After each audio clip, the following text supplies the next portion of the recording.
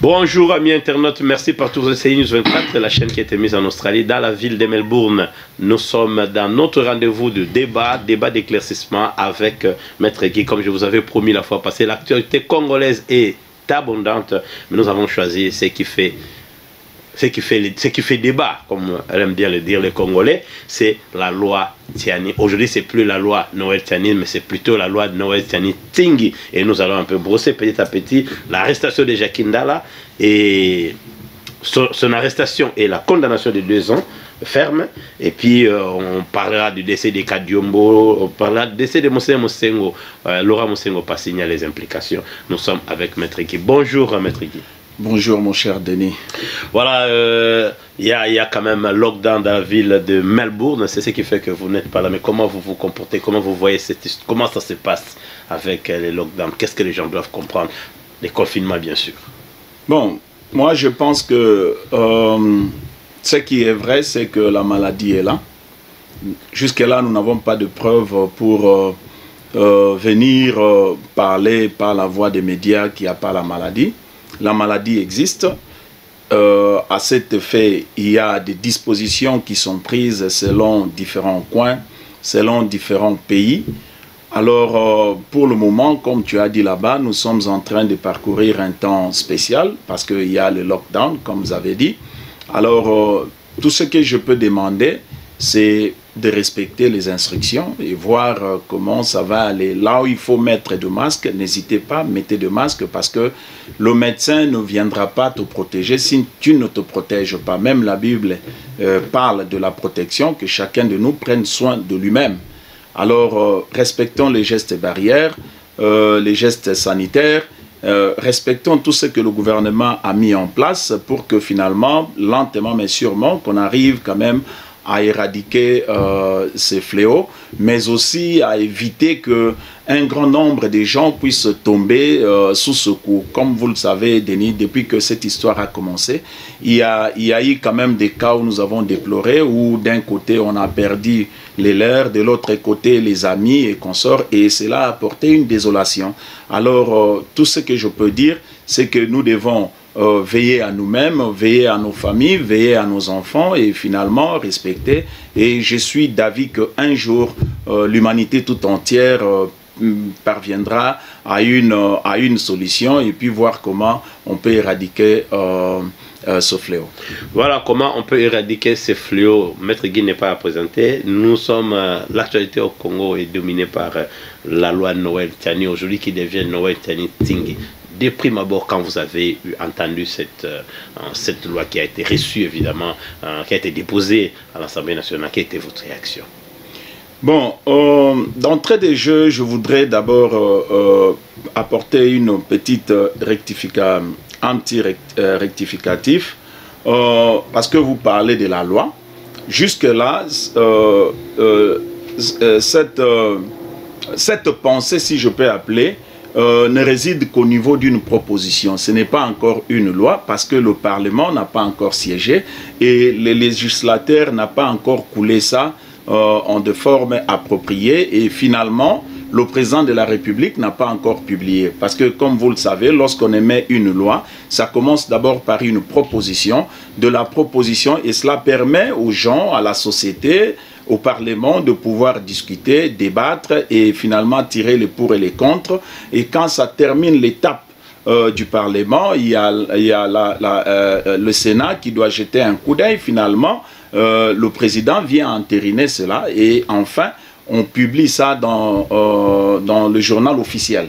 Dans le fait déjà qu'on écrive ou que nous disions loi Noël, c'est déjà abusif. Oui, c'est une erreur. En soi, ce n'est pas encore une loi. C'est une proposition de loi. Donc, c'est une proposition de loi qui est en train je ne sais pas si ça va courir son cours normal, si ça va être repris au niveau, considérer au niveau, pas considérer, mais si le Parlement tiendra compte de ça, et puis finalement, on pourra peut-être voir l'évolution pendant les débats, selon différents arguments, et puis finalement, le Sénat, et puis jusqu'à ce que ça arrive chez le président pour que, dès qu'il signe, maintenant, on publie ça pour sa vulgarisation.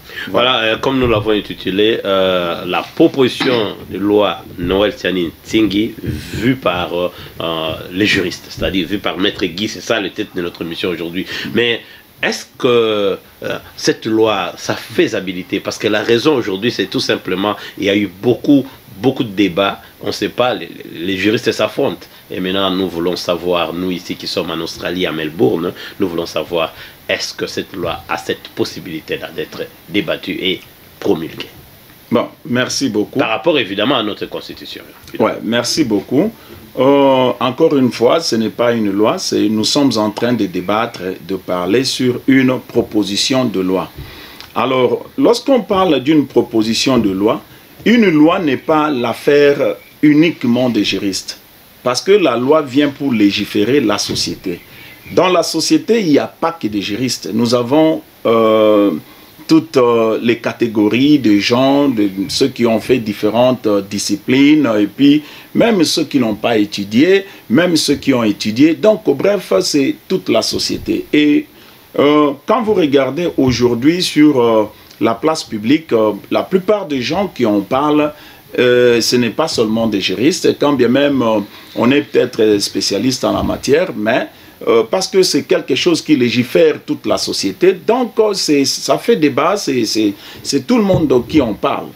Bon, avant d'aller là-bas, j'aimerais encore stigmatiser que l'on retienne qu'une loi vient pour légiférer. Mais cette loi qui vient pour légiférer doit être une loi qui doit être conforme à la société. Parce qu'en droit, nous avons un principe qui dit c'est les faits qui créent une loi. Si pas c'est le fait qui crée le droit.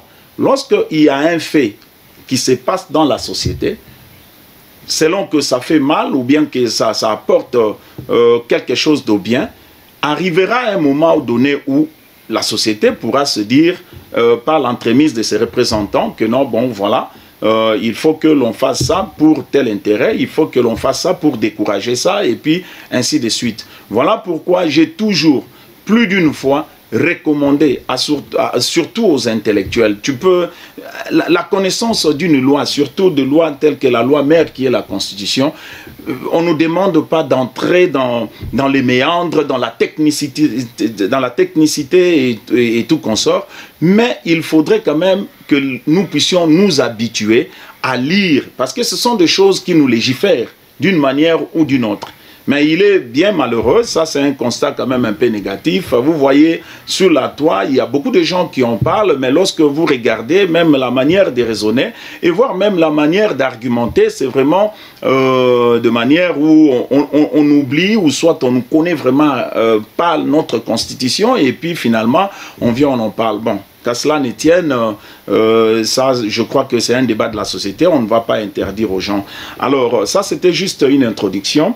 Parce que la proposition de cette loi porte sur la modification et le complément de la loi numéro 4 1024 du 12 novembre 2004. Donc, c'est-à-dire la constitution relative à la nationalité. Ici, cette proposition n'a touché qu'un chapitre qui est la nationalité.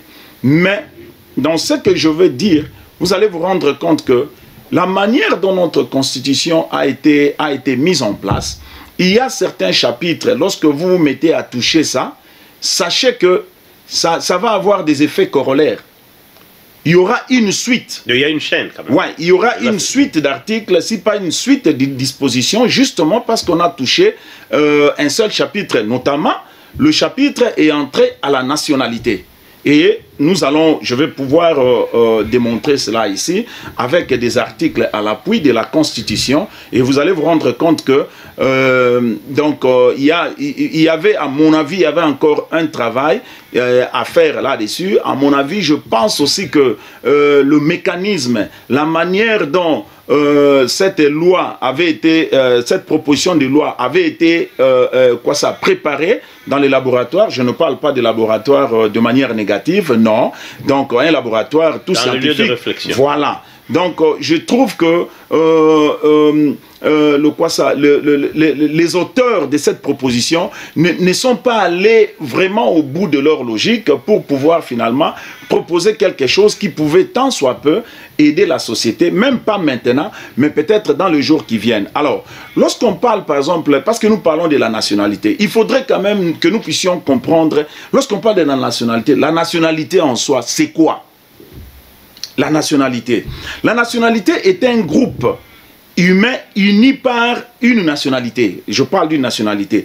Uni par une communauté de territoires. Comme le Congo, nous avons des territoires, des langues. Et à l'intérieur, là-bas, il y a la tradition. Nous sommes unis par la tradition. Et il y a des aspirations. Et qui maintient ou revendique son existence en tant que nation. Donc, lorsqu'on parle de la nationalité, vous devez avoir à l'intérieur là-bas, c'est des communautés qui habitent dans des territoires, ils ont des langues, ils ont leurs traditions, ils aspirent à quelque chose. Et dans cette aspiration-là, il y a soit le maintien, soit la revendication de ce que nous appelons droit en fin de leur existence. Et là, je parlais de manière générale, mais quand vous prenez cette logique-là, vous essayez de rabattre ça au niveau des individus, c'est comme ça que la nationalité est attachée maintenant à ce groupe des communautés, à ce groupe d'individus. Alors, la loi Tchani, la proposition, pardon, de la loi Tchani a en gros, si je peux, pour ne pas m'élargir, deux points essentiels. D'un côté, deux logiques. D'un côté, on parle de verrouillage d'accès à la présidence, qui est réservé seulement, qui doit être réservé, pas qui est, mais qui doit être réservé seulement aux Congolais de père, d'origine, des pères et des mères. De l'autre côté, j'ai suivi celui qui a porté la charge d'amener ça, le député Ntingi. De l'autre côté, on parle de l'irrévocabilité de la nationalité congolaise. En d'autres termes, même pour nous qui sommes à l'étranger, nous qui avions déjà, pour certaines personnes qui avaient déjà d'autres nationalités, mais quand bien même on peut avoir cette nationalité-là, mais on garde la nationalité d'origine selon que tu es congolais d'origine. Et là, c'est dans la proposition. Oui, là, c'est dans la proposition. Quand vous lisez la proposition, au départ, c'était seulement un aspect, mais lorsqu'ils sont allés déposer cette proposition-là, il y a dans la proposition, il y a deux grandes lignes qui se sont distinctement mises en place. Alors, je ne sais pas, je continue. Ah, ok. Parce que ça, c'est vraiment éclaircir et pour que nous puissions comprendre, nous qui sommes ici en Australie. Voilà. Alors, je voudrais d'abord, avant toute chose, définir au terme de la loi, qu'est-ce que nous entendons par Congolais d'origine. Voilà, ça c'était vraiment la première question que j'ai fait ici. Voilà. Ouais, j'ouvre ma constitution, nous n'allons pas inventer, parce que, vous savez, la force d'un juriste, c'est d'abord les textes. Et puis ensuite, d'autres histoires pourront venir, commentaires ou bien la doctrine ou quoi là-bas. Au terme de l'article 10, la Constitution définit la nationalité comme étant, la nationalité congolaise est une et exclusive. Elle ne peut être détenue concurremment avec aucune autre nationalité. Ça, c'est d'abord le premier alinéa.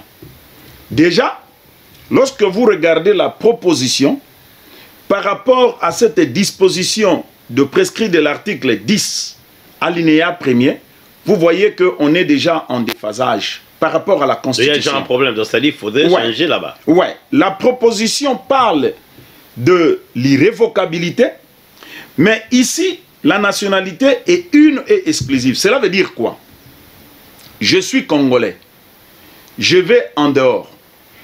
Finalement, par... on ne va pas justifier comment les gens reçoivent, par sentiment, par comme je des veux, atrocités, comme tu veux. Ouais, c'est ton droit le plus légitime. Ouais. Finalement, tu décides d'avoir une nationalité du pays là où tu vis.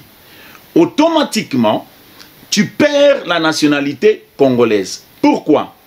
Peu importe, tu es né d'un père et de mère ou bien quoi là-bas, peu importe, tu perds cette nationalité. Pourquoi? Parce que la Constitution congolaise a gardé le principe de l'unicéité. Et cela s'explique même lorsque vous allez dans les appendices de la Constitution. Parce que quand vous lisez la Constitution, il n'y a pas que les articles. Il y a les préambules, il y a ce qu'on appelle des appendices. Les appendices sont les motivations conformes du pourquoi les législateurs a mis telle ou telle disposition. Là, c'est que vous appelez l'esprit du texte. Voilà, voilà.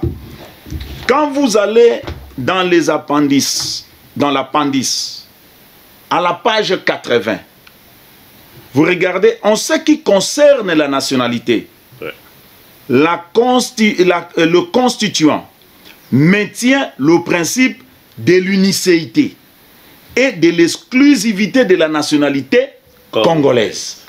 Voilà en fait l'esprit dans lequel le constituant, lorsqu'il était en train de réfléchir, lorsque je parle de constituant, je voudrais ouvrir une parenthèse ici. Le constituant constitutionnel n'est pas le juriste. Parce qu'on doit faire très attention. Aujourd'hui, nous sommes en train de courir une situation qui ne dit son nom. Surtout ceux-là qui ont eu la chance de faire, d'étudier le droit. D'un côté, vous avez tous les problèmes du Congo, c'est rabat aux juristes. Même lorsque ce n'est pas vraiment les juristes. La loi, quand on émet une loi, une constitution, c'est comme un groupe d'études où vous avez les historiens, vous avez les linguistes, vous avez des économistes, vous avez, c'est-à-dire différentes spécialités qui réfléchissent sur l'avenir, sur le devenir d'une société. Voilà pourquoi on les appelle des constituants. Donc ce n'est pas d'abord les juristes, mais nous utilisons cela comme étant spécialistes, mais ce n'est pas les juristes. Alors, vous comprenez déjà, je rentre à l'article 10, vous voyez déjà que cette loi ici, telle qu'exprimée par les législateurs, conformément à la proposition de loi, je puis déjà dire que cette loi est anticonstitutionnelle. Mais je vais comprendre. Parce qu'on nous dit toujours que les députés sont là pour légiférer. Est-ce qu'ils ne peuvent pas dire que, bon voilà, l'article 10, c'est l'article 10, je pense, hein? Ouais. On dit l'article 10 pour être modifié. Nous pouvons modifier pour le bien de la loi en question. Parce que, finalement, nous savons que la loi, nous parlerons de ça un peu plus tard, quand nous évoquerons le bienfait de cette loi. Peut-être, ils diront, bon voilà, pour les bienfaits de la loi, nous voulons protéger la fonction président de la République et d'autres fonctions régaliennes, nous pouvons modifier l'article 10. Très bien.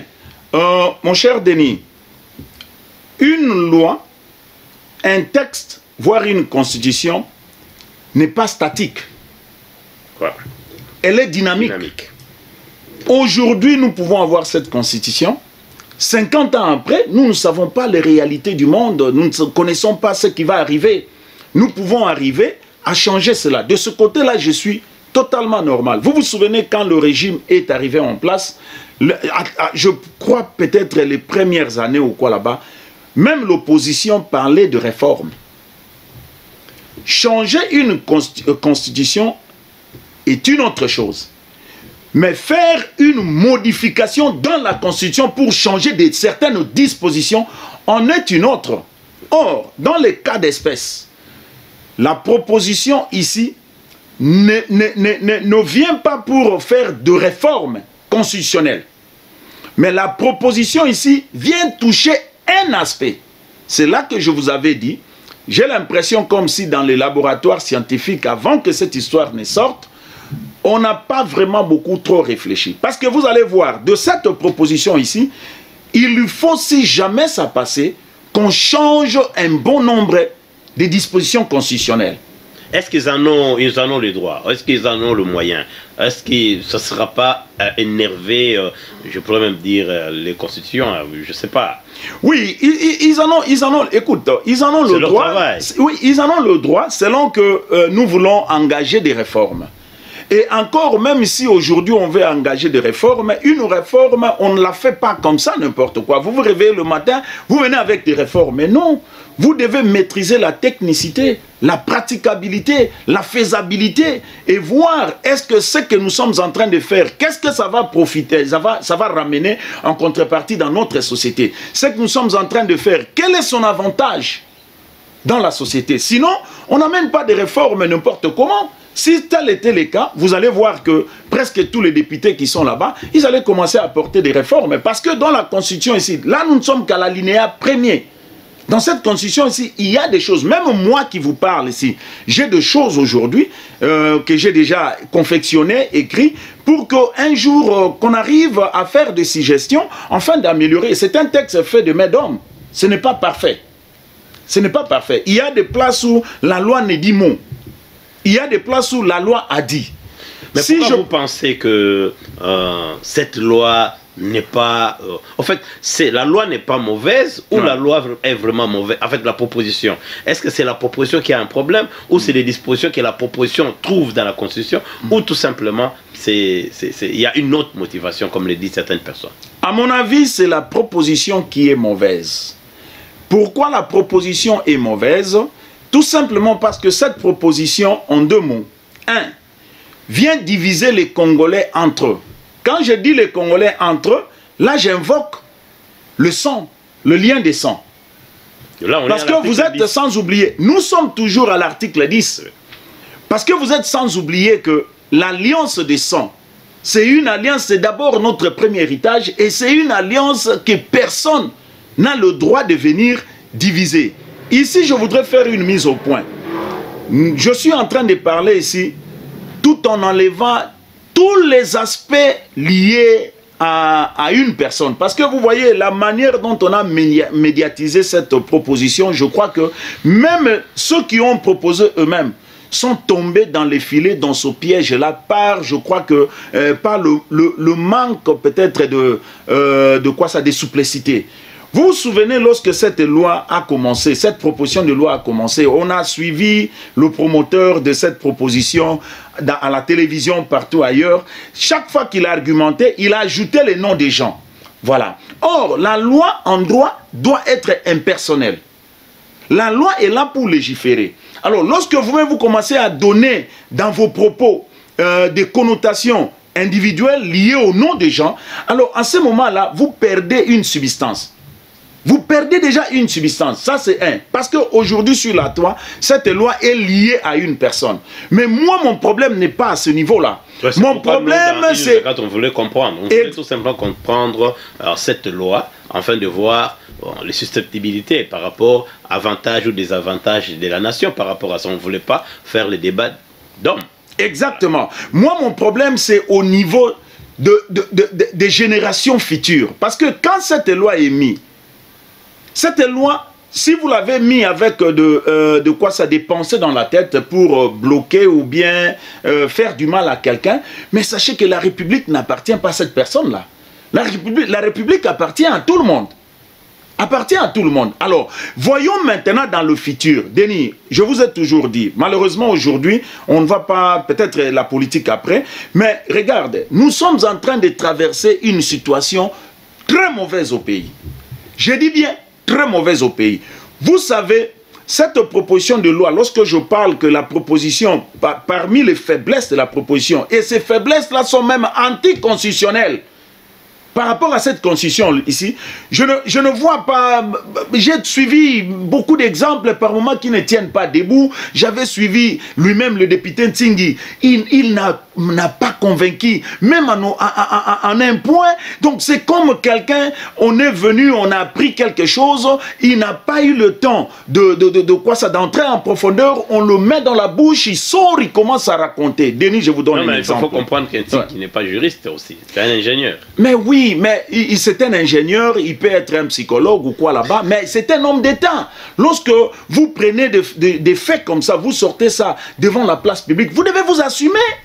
Vous devez vous assumer en lieu et place. Vous savez, ça c'est l'une des choses qui détruit notre pays. Les gens ne savent pas dire que ça je peux faire, ça je ne peux pas faire. Les gens ne sont pas honnêtes. Je l'ai suivi sur Top Congo, mais c'était malheureux. C'était vraiment malheureux. Regardez, Denis. Quand vous prenez l'article 10 toujours, nous montons, alinéa D, la nationalité congolaise est soit d'origine, soit d'acquisition individuelle. Notre problème, je voudrais cerner. Nous n'allons peut-être pas parler sur la nationalité d'acquisition et consort, parce que la nationalité d'acquisition, je prends exemple, un étranger, deux parents étrangers, ils mettent au monde un enfant, l'enfant doit attendre après 18 ans, tout est parati, avec de longues procédures, il est congolais. Évidemment, dans le cas d'espèce, dans la matière dont on est en train de parler ici, il n'est pas exclu, mais à la présidence, il ne peut pas. Parce que dans la présidence, on parle de Congolais d'origine. Mais maintenant, qui est Congolais d'origine?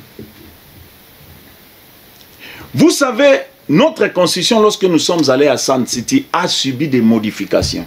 Et lorsque vous regardez parmi ces modifications-là, ici, je dois avouer, il y a eu une faiblesse. Mais dans cette faiblesse-là, lorsque vous regardez maintenant la motivation des législateurs, ils justifient ça par le nombre de conflits que nous avons eus, notamment les conflits à l'Est, avec tous ceux qui étaient venus à l'époque, des trucs comme ça là. Alors à Sun City, ils ont un peu libéralisé. Moi qui vous parle, si vous demandez ma position, même après l'émission ici, je vais vous donner. Et si la proposition de Tchani était une proposition claire, non hypocrite, parce que je trouve que cette proposition est même hypocrite, parce que tu ne vas pas dire que je ne connais pas celui qui me fait le mal. Au Congo, nous connaissons les gens qui nous ont fait du mal. À l'Est, là-bas, de toutes les infiltrations congolaises que le Congo a connues, mais l'infiltration la plus noire, c'est l'infiltration rwandaise. Ouais. On ne doit pas mâcher les mots. On va dire Rwanda, Burundo, Ougandais. Oui, mais je parle ici plus précisément du Rwanda. Ouais. On ne veut pas mâcher les mots. Pourquoi, par exemple, la proposition ici, on ne nous prenait pas? Nous sommes un État, nous sommes une nation. Pourquoi nous ne pouvons pas prendre des dispositions conformes à cette infiltration-là, des dispositions conformes à ce mal-là qui continue à rougir notre pays jusqu'au jour d'aujourd'hui? Mais vous allez voir, celui qui a proposé cette loi, il connaît là où il y a le problème. Mais il n'attaque pas le problème. Le problème, lorsque vous lisez la Constitution, est congolais d'origine. Toute personne appartenant au groupe ethnique dont les personnes, suivez bien la lecture, dont les personnes et les territoires. Cela veut dire quoi? Lorsque vous prenez le troisième alinéa là, on vous dit clairement ici, ce sont des communautés qui étaient venues, mais qui ont occupé des territoires, tous les territoires qui constituent notre pays aujourd'hui, depuis avant 1960. Et nous connaissons de quoi nous parlons. Aujourd'hui, lorsqu'on parle de l'infiltration, mais l'infiltration est venue de là. Tout Congolais connaît ça. Il nous a manqué des tacts. Il nous a manqué seulement de nous unir. Il nous a manqué, j'ouvre encore une parenthèse. Aujourd'hui, tout le monde parle de l'infiltration pour justifier cette loi. Ouais. Parce que je vais toucher l'aspect où ça divise maintenant les vrais Congolais. Tout le monde est en train de marteler pour dire que non, voilà l'infiltration, tout et tout. Denis, vous savez, moi aujourd'hui, je peux être adversaire de quelqu'un. Mais si demain matin, mon adversaire à moi vient et me dit des choses, mais ce n'est pas que parce qu'il est mon adversaire, je dois tout rejeter. S'il dit des choses parmi lesquelles je peux trouver des vérités qui peuvent, sauver une situation, mais pourquoi ne pas le reconnaître? Vous vous souvenez, le président de la Pareco, il a fait plus de 20 ans. Ah, Yokota. C'est trop enregistré. Ou bien le mien n'a kataka.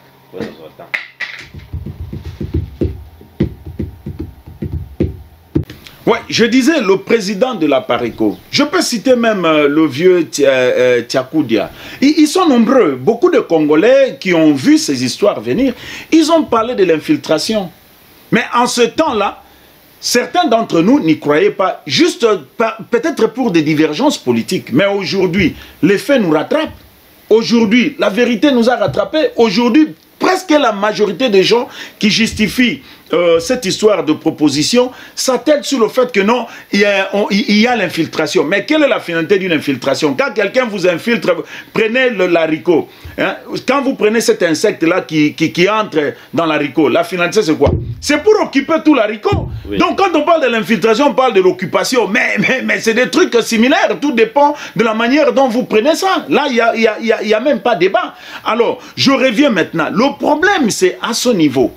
Mais voilà le Congolais, comme nous aimons toujours tourner, faire des tournures de raccordement frauduleux, excusez-moi le terme, mais on arrive dans une situation où cette proposition ici, en lieu et place de toucher le vrai problème du Congolais, en mettant un mécanisme en place, en permettant que les Congolais s'unissent davantage pour que lentement mais sûrement, nous puissions prendre en étau tous ceux qui viennent infiltrer notre pays, parce que nous souffrons de ça.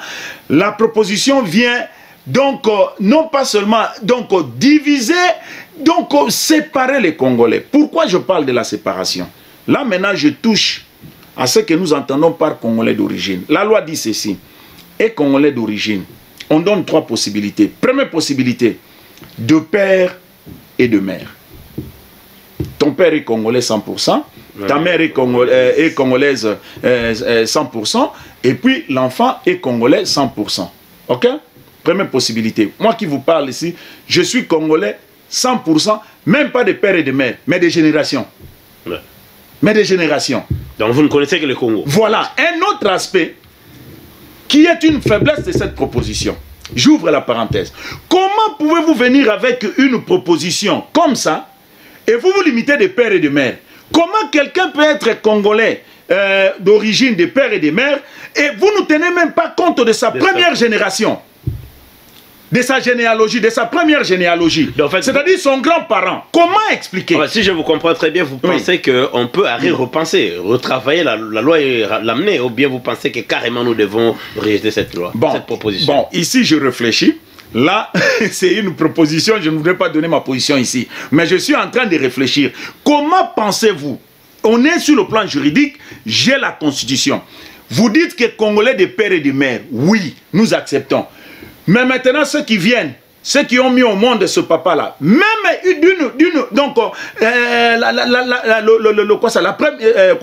la première généalogie, vous ne touchez pas à ça. Moi, je trouve que c'est illogique. C'est irréaliste. Je suis congolais 100% par mon père. Mais si mon grand-père n'était pas congolais 100%, je ne suis pas congolais 100%. Parce que l'écart entre mon grand-père et moi n'est que d'un parent. Qui sont mes parents? Mais non, mais si on s'étable sur l'article 10, la suite de l'article 10, on dit bien ceux-là qui étaient à l'indépendance. Là, on part plus très long. On va 60, on part plus avant 60. Oui, mais Denis, là. Mais justement, Denis, là, évidemment, nous aurons un problème. Tout le monde ne sera pas des pères et des mères. Parce que, mais justement, Denis, c'est là que... Parce que nous avons commencé notre citoyenneté là-bas, en 60. Justement, Denis, c'est là que je vous ai dit, le vrai problème que nous pourrions attaquer par de mécanismes intelligents et voir comment sauver ce pays-là, peut-être non pas pour nous, mais pour des générations futures. Mais nous, je ne sais pas moi, à cause des appétits de petits trucs de rien du tout, les gens viennent avec un raisonnement vraiment qui n'est pas à la hauteur, et puis finalement, on bousille, on divise toute la société. Donc en d'autres termes, tu vois, au lieu d'écarter ceux-là qui nous infiltrent, nous écartons évidemment les Congolais qui nous écartons exactement. Pour faire partir, c'est lui qui nous infiltre. Exactement, mon cher. Moi, je suis Congolais, comme je disais, 100%. Vous allez voir mes grands-parents, ils sont Congolais 100%. Vous prenez leurs parents, ils sont Congolais 100%. Là, j'ai cité combien de générations? C'est pour dire que nous sommes dans deux ou trois générations. Vous voyez, la loi Tchani ne spécifie pas ça. La loi Tchani, la proposition de cette loi vient seulement dire des pères et des mères. En d'autres termes, cela veut dire quoi? Je donne maintenant la caricature. Congolais des pères et des mères. D'origine des pères et des mères. Or, si vous prenez la linéa 3, on parle bien des populations qui sont venues, qui ont occupé, et nous savons que ces populations-là, alors que vous rentrez dans l'histoire, c'était des immigrés. Ouais. qui était venu avec une histoire qui est connue. Alors, longtemps, finalement, il y a eu des négociations avec la communauté internationale. Ils sont devenus, là je ne prends que ce coin-là, ils sont devenus Congolais d'origine et la Constitution le reconnaît. Voilà maintenant sur le plan même biologique, si vous faites des calculs de chromosomes, parce que son père est Congolais d'origine, ok? La Constitution lui dit, sa mère est congolaise d'origine. La Constitution lui dit, vous venez avec une proposition, vous dites que non, de père et de mère d'origine. C'est-à-dire que l'enfant qui va être né là-bas, si pas la première génération, la deuxième génération, peut se dire que moi, mon père était congolais d'origine, ma mère était congolaise d'origine, donc je suis congolais d'origine. Par conséquent, ce que vous voulez verrouiller là-bas, donc tous ces gens ici qui nous ont infiltrés, ils vont entrer. Donc nous préférons, en fait, la loi préfère que le Rwandais entre, disons la terre, que les citoyens congolais qui exactement, sur base de la linéa 3. Mais maintenant, voilà la contrepartie. Là où ça fait mal, là où moi je rejette cette proposition. Voilà. Deuxième point. Et congolais d'origine, c'est lui qui est né d'un père ou d'une mère congolaise. Denis, est-ce que vous savez que ton enfant ne peut pas hériter le physique s'il n'a pas encore hérité ton spirituel? Est-ce que vous savez que l'esprit réside dans le sang? Est-ce que vous savez ça? Oui. Donc moi, comme je suis là, par une aventure, soit par mes amours, je suis allé tomber, je suis 100%, je me marie avec une femme française. Moi, je mets au monde, selon l'éducation, l'instruction, la direction que j'ai donnée à mon fils. Demain matin, mon fils est congolais de sang. Il rentre dans ce pays-là, qualifié qu'il est. Moi, je suis encore en vie. Vous venez me dire que, ça c'est un exemple que je donne. Donc, il n'est pas congolais d'origine. En d'autres termes, vous me dites quoi? C'est-à-dire que toi, comme tu es là, ton fils ne peut hériter que ta voiture. Mais ton fils ne peut pas hériter la terre. Vous vous rendez compte? Vous vous rendez compte? À celui qui est venu, dans la linéa 3 là ici, qui est venu, qui n'a rien, comme les Kinois disent, Moutolou, on ne les connaît pas. Mais à cause de la limitation de réflexion, lui, après 2 générations, son fils peut se retrouver au-dessus.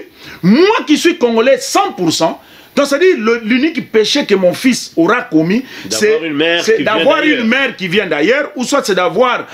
oui, c'est-à-dire, ou soit, son péché serait l'aventure que son père, si je peux parler ça comme ça, l'aventure ou bien l'amour que son père aurait donné à une autre femme, ou bien que sa mère aurait donné à un autre père, et l'enfant là, on lui refuse. Voilà le deuxième aspect. Cette loi est discriminatoire. Et toute discrimination est condamnée dans l'esprit de cette constitution. Je vais à l'article 12. Cette loi va créer des inégalités au pays. Lorsque vous lisez l'article 12, il est dit clairement, tous les Congolais sont égaux devant la loi et ont droit à une égale protection de loi. Cela veut dire quoi? Si moi et toi, on est égaux devant la loi, cela veut dire quoi? On a le même droit. Nous avons le même droit, les droits civils, les droits civiques, les droits politiques, le droit... Mais là, Maître Guy, je veux un peu vous arrêter. Mais dans des pays où ils ont quand même... Il y a des pays qui ont protégé certaines fonctions. Par exemple, aux États-Unis, là où on parle de celui qui est né. Je dois bien lire ça. Et puis, il y a des pays... il y a même la Côte d'Ivoire qui dit il faut être ivoirien d'origine. Il y a ici en Australie, vous ne devez pas faire la politique. D'ailleurs, ici en Australie, dans tous les niveaux, même les députés ne doivent pas avoir une autre nationalité. Et pourtant, les pays acceptent double et triple nationalité comme vous voulez, mais quand vous entrez en politique, vous devez avoir seulement une seule nationalité. Mais c'est là il y a toujours une discrimination quelque part. Non, c'est là la discrimination. Il y a quelqu'un qui sera écarté quelque part. Non, lorsqu'on parle, ici nous parlons du droit, nous parlons de la loi. C'est-à-dire que ici vous ne déclarez pas la discrimination selon vous. La discrimination vient par rapport. Ça ne vient pas selon quelqu'un dit que non, mais parce que celui-là, tout et tout. Non, c'est par rapport à la loi. La loi, c'est comme la Bible.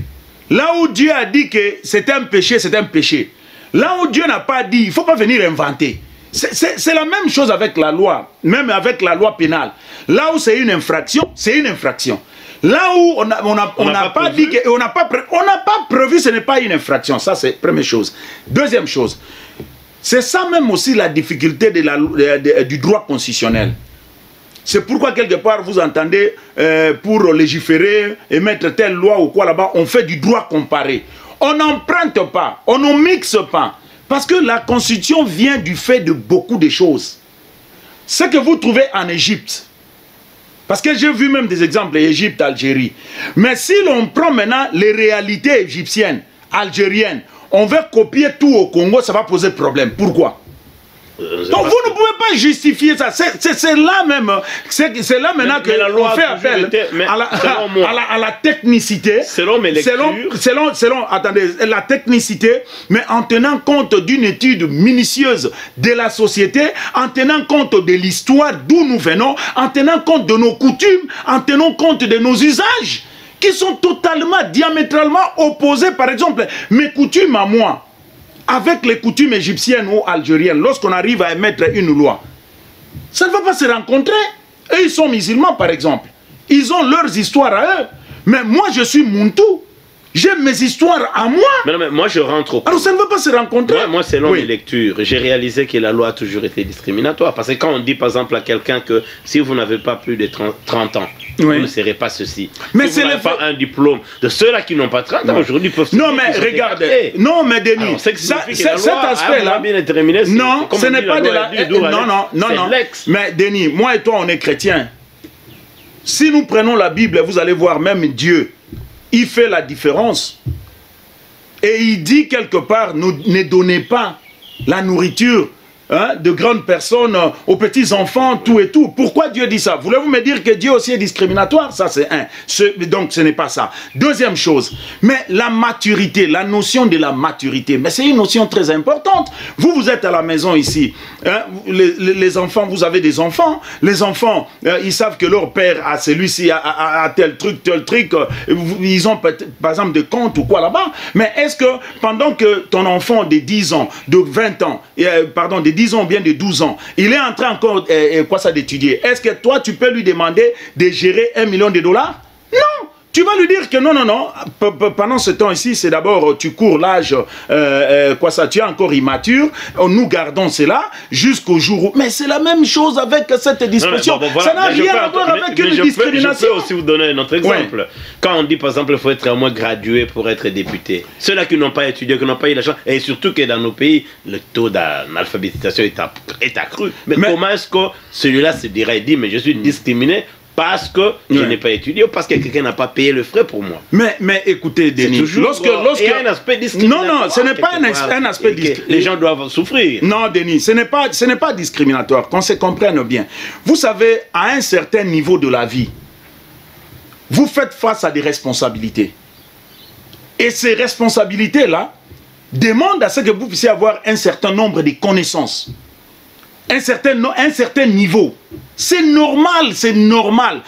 Quand vous rentrez même dans la Bible est en train de dire, exhorte, allez étudier, cherchez la connaissance. Dans le livre des Proverbes, c'est écrit, allez acquérir la connaissance, ça c'est Dieu qui dit. C'est-à-dire, pourquoi on demande aux gens d'aller acquérir, d'étudier tout et tout? Ce n'est pas pour le bon vouloir. Parce qu'à un moment donné, on suppose que devant un âge donné, devant une période donnée, vous allez faire face à des responsabilités. Pour faire face à ces responsabilités, vous devez avoir une certaine connaissance. Enfin, de prendre des si vous n'avez pas, mais justement, c'est tout simplement ça. Est-ce que qui vous dit par exemple que tous ceux qui sont licenciés, tous ceux qui sont licenciés, ils ont une connaissance au-delà de tout le monde? Mais non, vous allez voir même que lorsque on élit un président, surtout chez nous au Congo, il y a toujours des conseillers, c'est-à-dire c'est une complémentarité. Mais en dépit de tout, nous disons que quelqu'un qui est par exemple un président de la République, c'est vrai, il peut avoir des complémentarités parce que le pays est grand, il y a beaucoup d'aspects, il y a beaucoup de choses, mais tu dois avoir maintenant cette intelligence-là de mixer, c'est-à-dire d'arranger, de savoir, là on est en train de partir, et ça demande la tête. Ça demande la tête. Pourquoi, par exemple, cette proposition ici, qui parle de Congolais d'origine, Croyez-vous que pour ce pays-là, nous pouvons prendre quelqu'un qui est malade dans sa tête parce qu'il est congolais de père et de mère, directement on le met, ou bien quelqu'un qui s'est arrêté à l'école gardienne, bon, bref, et puis on le met. En bref, pour qu'on passe, vous proposez quoi? Bon, là, je n'ai touché que deux articles seulement, et nous pensons que nous irons, ça va prendre tout le temps que nous avons, mais je pense que quelque part, vous dites tout simplement non à cette loi. Non, moi je pense que le pays, pour le moment, est encore, nous traversons beaucoup de choses, nous sommes faibles. Ça sont des lois qui peuvent venir par l'effet des réformes, avec la volonté politique. En ce moment-là, lentement mais sûrement, nous pouvons commencer à travailler pour voir ça. Et des deux, Denis.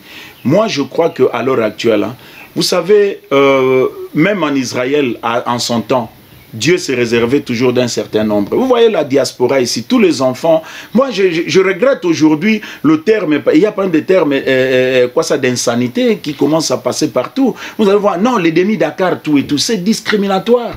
Vous ne pouvez pas appeler quelqu'un demi-Dakar, par exemple. Vous voyez ces demi-Dakar-là qu'on est en train de négliger aujourd'hui, demain matin, ils feront la force de ce pays-là. Pour arranger le pays, vous n'avez pas besoin seulement de 100%. Les 100% nous ont amenés où? Regardez le pays, ceux qui volent là, ceux qui volent aujourd'hui, ceux qui ont pris des jeeps, ce sont des 100%, non? Ce sont des 100%. Voilà, ça c'est une bonne conclusion, mais entre-temps, toujours cette loi a déjà des effets. L'arrestation de Jacques Ndala et sa condamnation de 2 ans, avant qu'on passe à EGF, est-ce que vous nous pensez, quelle pourrait être votre réaction? Est-ce que vous ne pensez pas que Jacques Ndala est allé un peu plus loin? Bon, concernant l'arrestation de Jacques Ndala, je crois que déjà il est condamné. Regarde, on doit être correct. Nous ne pouvons pas avoir un pays avec une justice à double vitesse. Ici, je ne suis pas en train de dire que les propos de Jacques Ndala, c'était des propos élogieux ou quoi là-bas. Mais Denis, pourquoi par exemple on doit arrêter... Tu sais, moi je suis très hostile à l'injustice. Pourquoi par exemple on doit arrêter Jacques Ndala? Mais que tous ceux qui ont parlé avant Jacques Ndala, les mêmes propos, ces gens-là, ils sont libres. Au début de ce régime ici, là, je préfère être très clair. N'avez-vous pas vu les gens aller taper sur les députés, vandaliser le Parlement, envahir le Parlement, oui. Dire même que non, Toyebi Bandakou, en citant des noms, ces gens-là, ils sont où? Première chose. Deuxième chose, disons que Jacques Ndala a péché contre la République. Il a promis le feu. Non, moi je dis, bon, est-ce que vous avez vu là où le feu, là, c'est là où on a alimenté le feu? Mais oui, c'est là. Donc on est au niveau de propos. Disons que Jacques Ndala a péché contre les lois de la République. Ok? Mais la procédure d'arrestation, la manière de faire les choses, on doit sentir quand même un changement. Ce qu'on a fait à Jacques Ndala là-bas, ce n'est pas ce qu'il a commis. Hein, ce sont des infractions de droit commun. Vous avez la police, vous avez les inspecteurs, vous avez le procureur. On peut lui envoyer une invitation, on peut faire des choses de manière correcte pour que les gens aspirent aussi, ne fût-ce qu'à un minimum de changement. Mais lorsqu'on commence à introduire l'ANR, pourquoi? Non, parce que c'est un sujet sensible. Est-ce que... Non, mais sujet sensible... Ça va à la sécurité même du pays. Même alors... Au bien-être des citoyens. Ça touche... Quand on dit, je vous dis là où vous êtes, il a dit ça dans ces mots, là où vous êtes, dans le quartier où vous vous trouvez, mettez le feu, moi je vous envoie. Mais ce concept-là c'est une conspiration. Tu vois, ce concept-là de mot d'ordre, pas de mot d'ordre. Si vous suivez bien notre politique, est venu du fait de l'opposition vers les années 2015, 2007, 2017. Où la population était fatiguée du régime passé des Kabila. Tout le monde maintenant s'attendait à ce que le vieux Étienne Tshisekedi, paix à son âme, c'est lui qui était le numéro 1 de l'opposition à l'époque, donne un mot d'ordre. Vous vous souvenez, papa Étienne nous a même dit, bon là, bébé, à un moment donné, mais pourquoi il avait dit ça? Parce que tout le monde demandait. Un concept social, quand ça apparaît dans la société, il y a un mécanisme. Vous allez voir, depuis 2015 jusqu'à aujourd'hui, toutes les autorités qui sont passées, personne n'a condamné ça, par exemple. Alors, c'est devenu comme un fait. Aujourd'hui, toute l'opposition a parlé de ce propos-là. Toye Bindaku, donner le mot d'ordre, tout et tout. Mais vous des ne histoires pensez pas comme que Jacques Ndala était aussi imprudent parce qu'il y a le choix des mots et entre-temps, il y a la responsabilité. Vous vous rappelez, s'il faut comparer, moi souvent j'aime bien faire les études comparatives. Vous voyez par exemple ce qui s'est passé en Côte d'Ivoire. Il y a Blé Goudé qui s'est retrouvé dans ces pays. Il y a la responsabilité de celui qui tient de tels propos parce que là vous êtes en face d'une jeunesse. C'est une manipulation pure et simple et à la fin, cette responsabilité va retomber sur... quand la tranquillité des citoyens est entamée, vous ne pensez pas que l'État doit mettre ça? Bon, Denis, moi je crois qu'il y a... Vous reprochez tout simplement la méthode d'arrestation ou le fait qu'il soit arrêté. Nous reprochons la méthode, mais aussi nous reprochons l'instrumentalisation de la justice. Parce que pour un même fait, on voit les autres, on ne les arrête pas. Ça, je dois être clair. Mais maintenant, on commence à... On doit l'arrêter et aller... Non, je ne dis pas, je ne dis pas ça. Mais ce que je suis en train de dire seulement, c'est que la justice doit être équitable et on ne doit pas instrumentaliser la justice au profit d'un certain nombre de gens et commencer tu vois, à fustiger les autres. La manière dont on a arrêté Jacques Ndala, je condamne cela. Même lorsqu'on parle de la flagrance, est-ce qu'il y avait, une crainte quelconque que Jacques présentait pouvant quitter ou bien fuir ou quoi là-bas? Non! Jacques Ndala était chez lui. D'ailleurs, la preuve, quand ils sont venus, ils l'ont trouvé chez lui. Ça, c'est un. De deux, vous arrivez, vous prenez quelqu'un dans les conditions telles qu'on l'a pris là-bas. Mais pourquoi vous devez tabasser, tabasser ses enfants? Pourquoi? Pourquoi on doit molester, vandaliser chez lui, tout et tout? Pourquoi? Mais ça n'a pas de raison d'être. Alors, je parle de l'instrumentalisation parce que maintenant le problème c'est quoi? Ouais, c'est comme, donc on fait d'abord ce qui n'est pas correct et puis on veut justifier ça par de procédures judiciaires comme pour camoufler. C'est ça l'instrumentalisation. Nous ne voulons pas des choses comme ça. Un monsieur qui, vous savez, en droit pénal, la liberté, c'est ça le principe, hein? Et l'arrestation, ça devient maintenant une exception. On n'arrête pas quelqu'un pour le plaisir d'arrêter quelqu'un, parce que vous avez affaire à sa liberté, à ses droits. Alors donc faites ce qui est normal, interpellez, regardez, faites des enquêtes, et puis finalement, si la personne a péché, et puis bon, finalement, il va subir la rigueur de la loi, ça je ne refuse pas. Mais lorsqu'il y a à tout moment, vous vous souvenez au début de ce mandat, le président avait dit qu'à partir de son mandat, l'ANER va jouer son rôle. L'ANER n'a pas mission de commencer à aller arrêter des paisibles. Ça sont des infractions de droit commun. Pourquoi l'ANER? Et chez nous, on se connaît. On ne va pas se voiler les faces. Chaque fois qu'il y a... Quand vous voyez l'ANER dans ce genre de choses, on se connaît. Donc ça signifie... On se connaît. Ok, on se connaît. Mais c'est comme si ça se répète. Le IGF qu'on a félicité ici, à Jules Alinghetti et tout ça, mais il y a quand même eu un petit problème. Comment l'inspecteur a été menacé parce qu'il voulait mettre son nez à la présidence, voir ce qui se passe à la présidence? Qu'est-ce qui se passe en fait avec IGF et la présidence? Et pourtant, IGF travaille sous la présidence de la République. Bon, Denis, vous savez, quand vous lisez l'ordonnance créant l'IGF en 1987, hein, l'IGF que nous voyons aujourd'hui, c'est un instrument de quoi? C'est un appareil de l'État. Oui. Et sa spécialité, c'est le contrôle. Le contrôle de quoi? C'est tout ce qui est finance de la République et puis de biens publics, tout et tout. Quand vous lisez l'ordonnance de 87, vous allez voir, c'est inscrit là-bas. Moi, par exemple, aujourd'hui, j'aurais souhaité, par exemple, que quand ce régime ici est venu, de voir comment renforcer les capacités de l'IGF, les capacités opérationnelles de l'IGF, mais de permettre à ce que l'IGF reste là où elle était. Parce que maintenant, Denis, là vous parlez de finances, oui, des finances, oui, à joindre par exemple. Là, je comprends, ça sera, il y aura quand même neutralité quelque part. Mais je te dis, Denis, et puis le fait même que l'IGF... C'est Joseph Kabila qui l'a fait. Non, c'est pas Joseph. Le pouvoir actuel. Non, c'est le pouvoir actuel. Oui, c'est le pouvoir actuel. Jusqu'à ce que Kabila est parti, l'IGF était là, à l'inspection, attaché au département des finances. J'aurais par exemple souhaité que le régime ici mette un mécanisme en place qui allait travailler en symbiose avec l'IGF, mais qu'on laisse l'IGF, cette indépendance-là, là où il était. Parce que maintenant, regarde ce qui se passe, avec tout ce que nous avons suivi, les audios et consorts. Ce qui se passe, c'est quoi? L'IGF a été soustrait de là où elle était, on l'a amené à la présidence. Donc, pour le moment là, lorsqu'on parle même de dépassement budgétaire, mais l'IGF est là. Mais demain matin, vous demandez à l'IGF d'aller inspecter à la présidence. Donc, elle devient maintenant juge parti. Elle devient juge parti. C'est ça la difficulté qu'ils ont. C'est là la difficulté, justement. Moi, d'ailleurs, ça me faisait rire quand on disait que non, l'IGF va entrer à la présidence. Pour faire quoi? Pour faire quoi? Faire son travail. Mais faire son travail, mais tu ne peux pas être juge parti. Lorsque tu perds ta neutralité. C'est un service que le président a amené vers lui, afin de bien faire le travail, parce que la corruption gangrénée quand même. Mais oui, mais où en sommes-nous maintenant? Parce que le problème, ce n'est pas seulement d'amener... Il y a quand même quelques brebis galeuses au niveau de la présidence. Oui, je suis d'accord avec toi. Mais le problème, ce n'est pas seulement de créer... Quelle est la portée de créer, l'importance de créer des structures?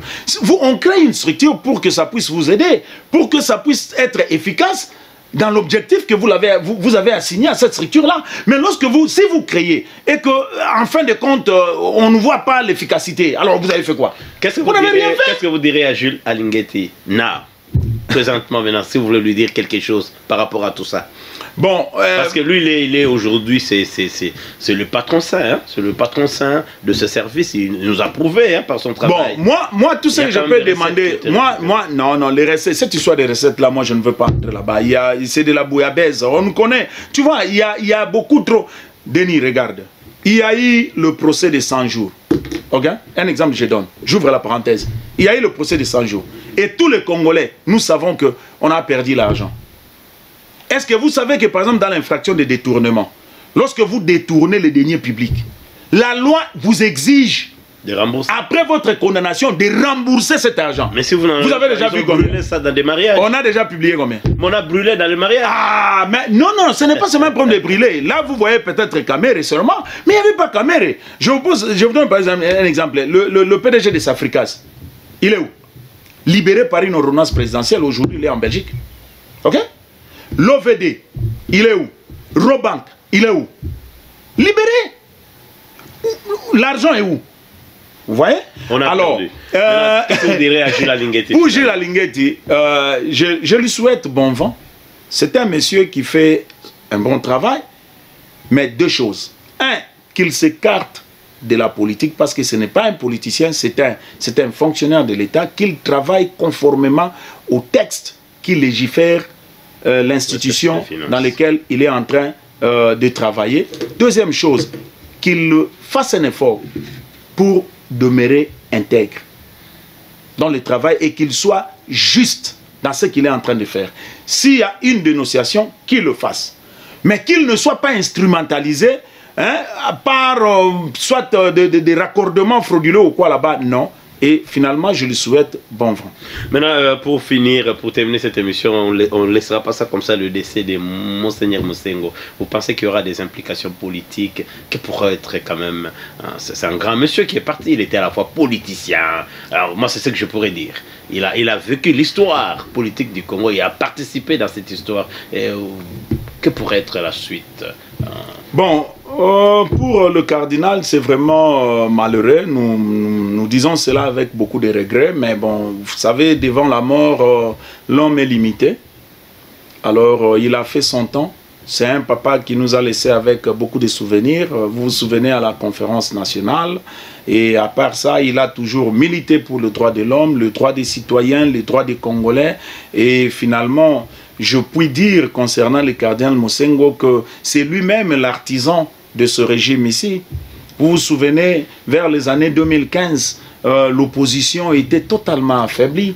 Moi, je ne connais pas une marche ou bien une manifestation de l'opposition qui avait réussi depuis 2015, après 2015 même, parce qu'en 2015, il y avait la dynamique de l'opposition, avec la loi que le régime de Kabila voulait changer. On a eu comme conséquence malheureuse la fosse commune de Maluku. Mais après là, on a senti le cardinal Mosengo s'élever, commencer à poser des actions, à motiver. Il a mis en place la CLC, il a mis en place des structures de l'église catholique, et lui-même, il ne sait pas, et lui-même, il a donné le ton pour réellement venir comme un bon combattant, comme un bon soldat, faisant un discours pratiquement qui est resté, son homélie, pardon, qui est resté historique, que les médiocres dégagent. Il a fait pression, il a maintenu sa ligne jusqu'à ce que nous sommes arrivés à l'alternance. En passant, je dois aussi invoquer la Cinco avec le rôle que la Cinco a joué. Donc tout ça, c'était l'Église catholique et le cardinal Mosengo. En tout cas, je pense que sa mort, c'est vraiment une perte pour le pays. Qu'est-ce qui va changer? Vous pensez que l'Église catholique épiscopale ne va plus jouer ce rôle avec Ambongo, bien sûr, qui a déjà annoncé ses couleurs? Mais absolument, oui, Denis. Tout simplement, il était clair, il dit, on peut pas, si on veut valoriser la mort, c'est à mes termes que je le dis, valoriser la mort des Monseigneur Mosengo Laurent Passigna, il faudrait plus penser au peuple. Mais oui, Denis. Oh non, mais regarde, moi par moment, je ne sais pas, nous sommes arrivés à quel niveau. Mais ce que Ambongo a dit là-bas, mais ce n'est que normal. Ce n'est que normal. Ton enfant en toi ne peut te valoriser que sur base de l'éducation que tu lui as donnée. Qu'est-ce que Mosengo nous a instruit? Qu'est-ce que Mosengo nous a donné comme éducation? Il a dit que la richesse du pays ne doit pas profiter seulement à un groupe de gens. Qu'est-ce qu'il y a de difficile? Pourquoi nos politiciens voient tout dans le négatif quand il s'agit de leurs intérêts personnels? Pourquoi? Qu'est-ce qu'il y a de difficile? Si quelqu'un vous dit que pour valoriser ce monsieur qui est décédé, qui a combattu aux côtés des opprimés, qui a combattu pour la démocratie, voilà la ligne qu'il avait laissée, faites un effort. Mais on peut prendre ça aussi positivement. Moi, je crois que ça, c'est quelque chose qui manque dans notre pays. Les occasions que nous avons, au lieu de les maximiser à travers des idées et chercher à matérialiser cela, mais nous sommes toujours premiers à critiquer. Il n'y a pas de mal à ça. Vous vous souvenez, le régime ici, quand ils étaient dans l'opposition, mais ils ont promis beaucoup de choses. Bon, maintenant, ils ont le pouvoir. D'ailleurs, moi, je pourrais même conseiller au régime de prendre et de considérer les propos de Mosengo et de Ambongo dans son homélie comme étant un élément motivateur, pouvant leur permettre chaque fois, quand ils vont, les erreurs, tout le monde peut en commettre. Mais lorsque on se rend compte que non, ici ça ne va pas, mais fais recul, prends ce qui est bon. Donc moi je ne peux qu'encourager, j'encourage l'église catholique, j'encourage le cardinal Ambongo, et j'encourage le pouvoir de voir cette homélie là du bon côté, du côté positif pour l'intérêt de plusieurs, pour l'intérêt du peuple.